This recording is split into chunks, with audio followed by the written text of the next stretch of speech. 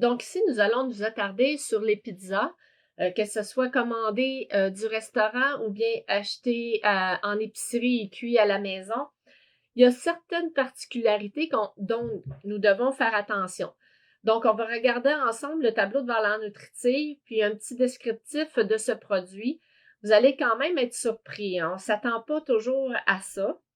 Donc, si je regarde ici le tableau de valeur nutritive, pour une portion de un quart de pizza. On s'entend là, que si on regarde l'image en bas, un quart de pizza, c'est vraiment pas beaucoup, hein? Si on regarde là, la boîte, là, je vous donne une portion qui est peut-être plus réaliste, là, un quart de la pizza. C'est une petite portion, là. OK?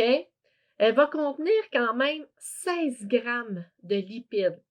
16 grammes de matière grasse qui se trouve être le pepperoni en partie, qui se trouve être le mozzarella, le fromage. Donc, c'est quand même assez important. Et si on regarde le nombre de grammes de glucides, 56 grammes pour un quart de pizza. C'est énorme. On atteint presque le total de notre gramme de glucides qu'on doit consommer par repas. Donc là, on n'a pas consommé d'entrée, on n'a pas de dessert. Là, c'est vraiment un quart de pizza. Si on a encore faim, ben, on se fait une bonne salade avec ça. Ça nous fait des films, puis ça nous fait un complément. Mais on oublie les frites. Parce que les frites, c'est des pommes de terre, source de féculents, donc ça fait augmenter le gramme de glucides.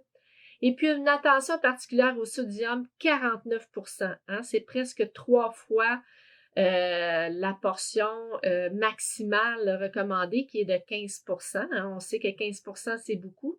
Donc, c'est quand même un produit qui n'est pas tellement à suggérer, qui n'est pas tellement santé et maximal au niveau de nos apports là, en lipides, en glucides et en sodium. Donc, c'est sûr qu'on aime ça à l'occasion de manger une bonne pizza et que ce soit même celle achetée au resto.